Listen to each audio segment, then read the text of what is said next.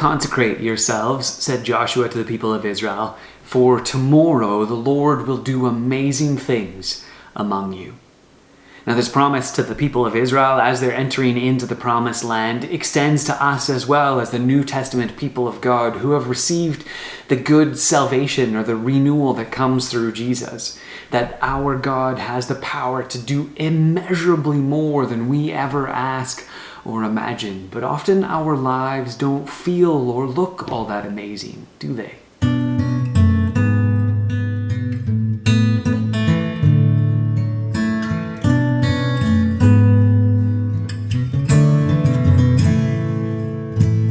Now, maybe we miss what God is doing in our lives, the amazing things He does, because we're looking in the wrong direction.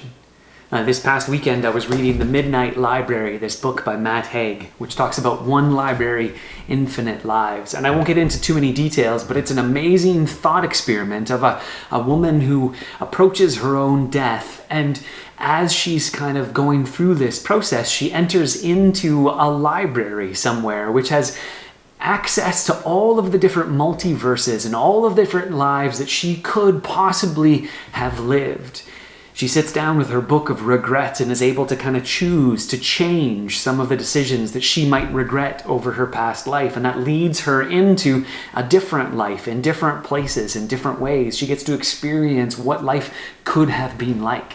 And as she does, she experiences all kinds of amazing things. She's a rock star and an astronaut and a glaciologist and just someone who looks after dogs at a shelter. I mean, there's all kinds of different things in her lives. Some really good, some she experiences as being really bad.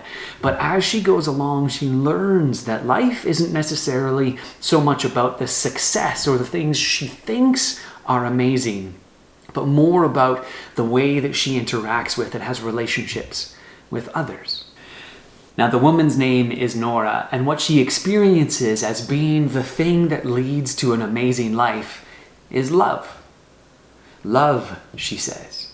You could eat in the finest restaurants, you could partake in every sensual pleasure, you could sing on stage in Sao Paulo to 20,000 people. You could soak up whole thunderstorms of applause. You could travel to the ends of the earth. You could be followed by millions on the internet. You could win Olympic medals, but this was all meaningless without love.